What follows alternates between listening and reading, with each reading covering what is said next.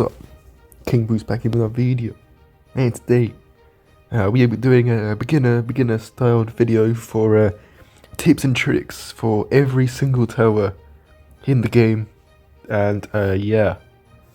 So yeah, this is basically beginner based, small little tricks. Maybe you played a little bit but not too much. You'll find some of these different or strategies, tricks and tips, little bits for each tower, which is not like dead obvious that you might not know, and may help you in some games. But yeah, if you played quite a bit of the game before, a lot of stuff I do on this channel is some a bit more advanced free power-up stuff, so this might be quite easy for you, or quite basic, or just not needed at all. So yeah, if so, watch the video anyways and then share it with your friends who are new at the game. And yeah, without ado, Dart Monkey. So Dart Monkey, so this one's going to be for the fan club. So if you get a fan club, so if you're poor and they send in a Moab, all you need is 2 decently placed Dart Monkeys, and then the fan club, you're going to be able to pop the Moab layer, and you shouldn't leak any lives. Maybe no placements when it's good then. Obviously you're going to need like a jug down as well, maybe like here, say, for if there's any leads, but yeah, that's the Dart Monkey. Next up we got the tack shooter. So for the tack shooter, the maelstrom ability, you want to use close as possible to the balloons. So we send in some balloons and then we maelstrom from kind of, oh, I didn't mean to send in that ZOMG. Maelstrom from kind of far away. That wasn't even too bad of position, to be honest, but you don't pop all the balloons very well.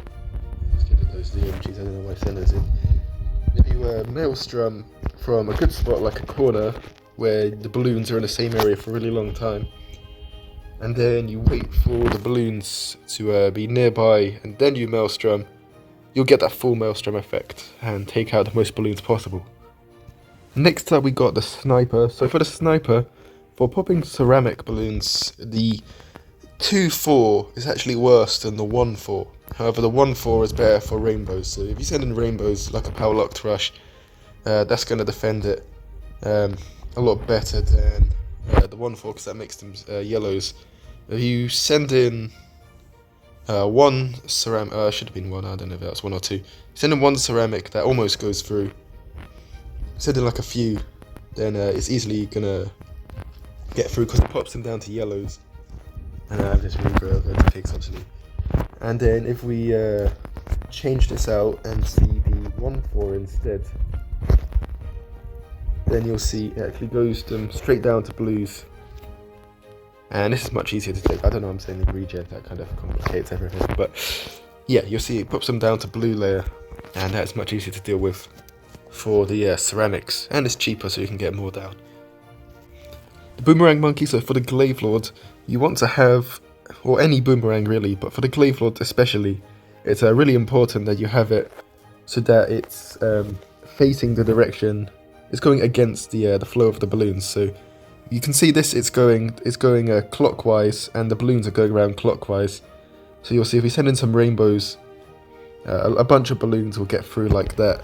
If we change the hands to go against the balloons, and then we send in some rainbows, similar amount, then you should see, yeah, there we go, 1 balloon gets through, a lot less, so that's a lot better. For the ninja, 4 sabo balloon monkeys should be able to solo round 32 AI, as long as they're all 2-4s, and you ensure all the AI stays saboed. It's because the bombs do 2 damage rather than 1, so yeah, that's really strong. Obviously you probably have a lot more defense down by now, but the point of this is not that it solos the round 32, well it kind of is, it is there, so the round 32 AI, but the main thing is that a bunch of the sabos are really strong against loads of group balloons, just because it hits so many balloons at once. The sabo, of course, this is good for modes like Speed Bonanza and stuff. You're trying to do Super Monkey, and you get some rushes in. So for the bomb tower, 2 abilities for the bomb will pop the ZOMG layer before round 32. Okay, now on round 1 now. So 2 of these pops them down into BFBs, and then you can deal with the BFBs however you like. But yeah, you'll have to then defend the BFBs some other way. But yeah, that's how you pop the ZMG layer down really quickly with the bomb tower. Okay, so for the ice tower, there is a trick called the double ice trick you might have heard of. So it's where if you take a corner spot like this, this is not a perfect corner spot, but if you time it so that you have one ice that pops the balloons and slows them down going first, you can hit the balloons, and then when the others come into the area, this new one can freeze the next ones, so that when they unfreeze, this one attacks them, and they alternate and just slow the balloons down. And this is going to really help you because the ice tower is really cheap, and it means you can should be able to get to at least yellows, I think. Pinks could be a little bit tough unless you have it perfectly timed. This is not a great map for it, but we're just going to do all these on Sprinkler. So, but yeah, that's an important trick to learn for the early game for ice. The glue gunner will defend, the 4-2 glue gunner will defend the Moab. Almost. It will get it down to where it needs literally 3 hits from anything. So we'll get it down to greens, like that. So the thing with this is, so you're obviously going to have some other towers attacking the balloons. So with literally only 3 hits on the Moab, like 3 dart monkeys, I can do this right now. We just get like a dart monkey to 1, 2, 3, then we sell it. Now pop the Moab entirely. The main thing with this is that if you're defending a BFB, you want to make sure the 4-2 glue gets applied when it's in the Moab layer, and then you'll be able to defend the BFB really easily. When using the boat monkey, you want to either have it on last, like this, in a spot where there's like a whole line ahead of it. That's not on first, that's not on last. There we go, now it's on last. Or you want to have it on, or always safe when it's close. This is basically just to try and maximize how many grapes hit the balloons. It's a really powerful early game tower because with a 600 upgrade, with 1000 of defense, you can hit 5 different balloons at once. I think there's 2 grapes on each side. But yeah, to optimize the amount of grapes that hit will help how much your defense defends. Alright, so for the ace, you've got ODS micro or ace micro, which is, there's loads of different types of ace micro. I'll just show you a few basic ones. Actually, we don't even need to send in the balloons.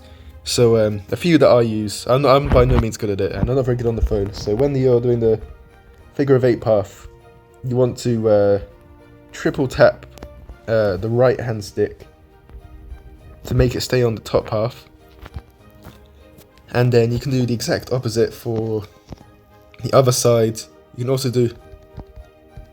Oh, I can't click it very well in this, but if you triple tap nearer to the base, you can make it stay on the bottom path. And then if you do about 8 o'clock on like a clock, 8-7-8-ish on a clock, you can make it do a small circle there if you triple tap the left side.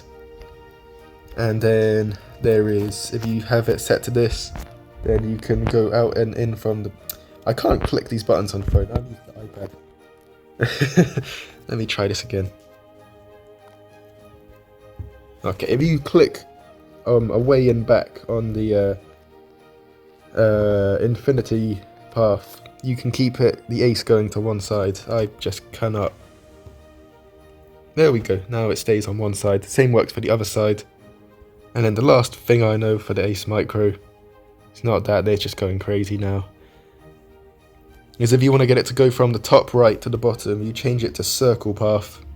You can bring it straight down. That's good on like Dread Balloon Cave. And yeah, that's the ace micro node. There's loads more. There's better channels out there. I don't know off the top of my head, but yeah, if you want to learn loads of ace micro, you can, especially for ODS, it helps you pop loads of balloons. That's the main one, because there's so many darts you can see coming out the ODS. And if you get right on top of the balloons, you're gonna pop a lot more than if it's like miles away, maybe only 1 hits. So yeah, good thing to learn. For the Super Monkey, you can make your Super Monkeys stronger by sacrificing towers. So if we just compare, we get a temple down and then send in a ZOMG. This is with no sacrifices. And you can see the kind of the damage output it is not too strong. Well, it's good for... Well, it's 100k, so 100k is not going to do you nothing. But yeah, you'll see it's not very quick. Yeah, I can't be asked to do this whole thing. Now we compare it to Sacrifice. Alright, so we're going to make a Sacrifice using Super Monkey and Ice Towers. These are the other towers you can also sacrifice, but you can only have... This is the normal Sacrifice you probably have. You might have Farm or Ninja with this, or actually you wouldn't have Farm. Then Speed Bonanza you would, but these are the towers you can sacrifice. But yeah, if we now sacrifice... Yeah, they're all in range. Sacrifice that, and now we can sell these. Now we see the damage on the ZMG. You see the animation changes slightly as well. Look how much more damage we did to the ZMG now. First bend, we got way more than when it was background here, and we're gonna pop it before it even gets around to that previous spot. Now you think you're getting like 10 temples, 12 temples maybe on some later games, and you'll see how much more damage you can do with a temple then, which has sacrifices made compared to the normal one. So the Wizard Monkey, for defending balloons that are not regens, and not like Moab class balloons, the 4-2 is one of the best by a long way. Yeah, just the Tempest is really strong, and yeah, you're not gonna let anything pass pretty much, which is really effective for normal balloons. And this is also really good for like really strong rushes like quick shot rushes, super balloon boosted rushes, as long as there's no regen balloons. So if you're doing like attack shooter, then camo regens are really expensive, you probably won't see them. But if there are regens, this is the worst tower in the game at then popping balloons. Let's say we get this sort of regen rainbow rush in. Actually, there might be enough down at the moment to pop the layers. Let's say you only had 2 down. Now you'll see that you get what's called a regen farm, because the balloons will just keep multiplying and multiplying and multiplying because you keep pushing them back. And yeah, you'll see this will eventually overwhelm you. It will also crash out your game, so I'm just going to end this now. The 4th side on the village will pop balloons, as you'll see. And I mean, this upgrade's not fantastic, but if you want to get loads of views when you're top of the leaderboard, then just using village as your only tower in a private game will get you a lot of views. If you use Speed Bonanza, you place a farm, you upgrade it, and then once about 12 to 13 seconds in, you then sell it and buy a plantation, you'll get extra bananas on the round. If you have, you're facing against a regen rainbow rush on round 13, the mortar stall is the absolute worst way of dealing with it. It is as bad as the Wizard Monkey at dealing with it, because you'll see it just regens. It doesn't do enough damage at once to deal with this rush at all, and you'll just die to the regen. Instead, you want to get, in case of this camos especially, you'll have a signal flare, and then you want to have a big one in a good position like this. And then if there's camo regens, you'll see, and then you can also target it as well to do more damage, and that will take care of the rush a lot better. For Ray of Dooms, your boosts are not gonna do much for it. So if we do something called oh, I forgot what it was called, but if we basically just, oh, I hit the wrong button again. If we just use loads of these boosts over and over, I'm not clicking them quick enough to do it perfectly, but you're getting the gist. And then we send in a ZOMG, which is for some reason got a power on it, which makes this whole thing useless. But send in another one. Oh my days, this is not good. Anyway, we're just going to keep boosting it. I'm clicking these really slowly because it's on the phone for storage reasons. But you see, we're not doing very much damage. There's not really an improvement on the Ray of Doom. It's a slight improvement, but it's not very much. If we clear this and then wait for the boosts to wear off, which some of these were long boosts, so they're actually going to take some time. Okay, now they've worn off, you'll see. I'm not going to show the whole thing, but You'll quickly see it's very similar. The point where you're starting to do some damage onto the ZOMG. If you compare to last time, probably you already had some damage right now. We don't just yet, but we'll very shortly. There we go. If we compare this to how you'd hypersonic a really good tower. Oh, that's what it's called, hypersonic.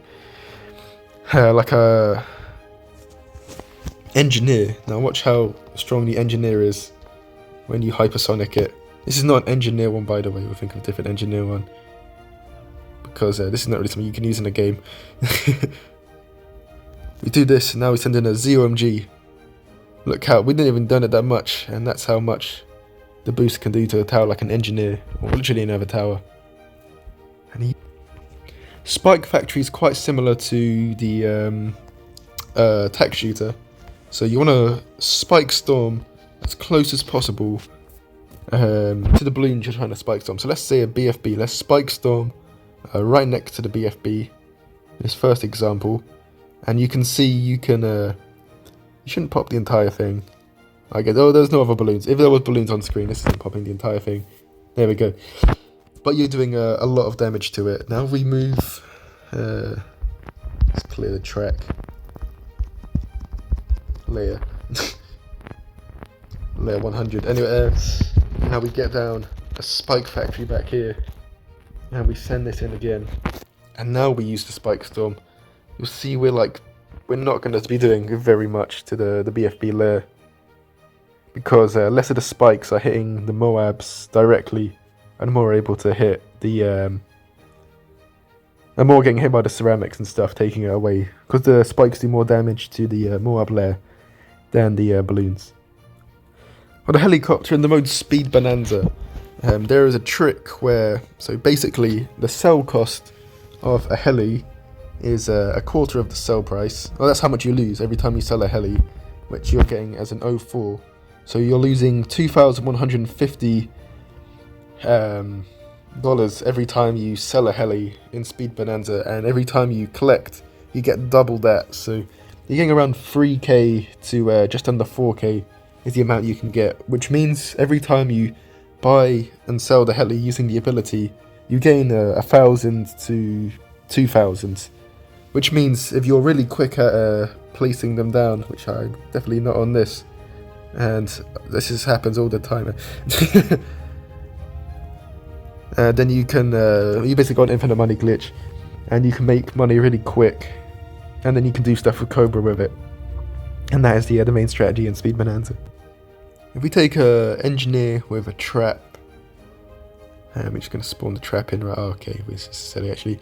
So if you just send in constant balloons, you'll see the trap comes back quite quickly the first time, but then it takes a while to come back again.